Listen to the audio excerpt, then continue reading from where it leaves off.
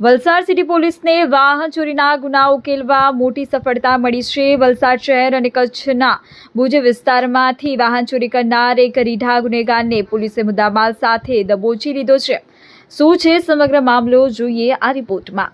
વલસાડના stadium road પર આવેલી ભાટિયા મોબાઈલની દુકાન પાસેથી ગત 11 માર્ચના રોજ એક મોટરસાઇકલની ચોરી થઈ હતી।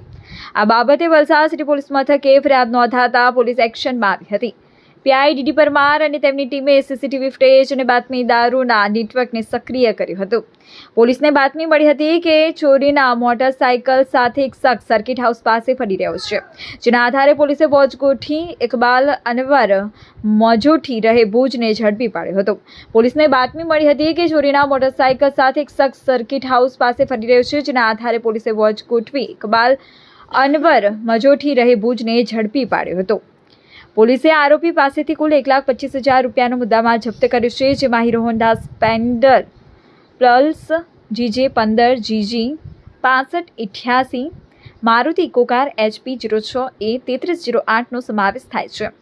ઝડપાયેલો આરોપી ઇકબાલ મજોઠી રીઢો ગુનેગાર છે। તેની સામે અગાઉ ભુજ શહેરના A ડિવિઝન સામે અને B ડિવિઝન પોલીસ સ્ટેશનમાં પણ ચોરીના ગંભીર ગુનાઓ નોંધાઈ ચૂક્યા છે।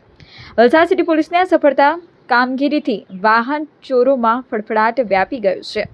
હાલ પોલીસે આરોપીની વધુ પૂછપરછ હાથ ધરી છે કે તેની સાથે કોઈ અન્ય ગેંગ સામેલ છે કે કેમ।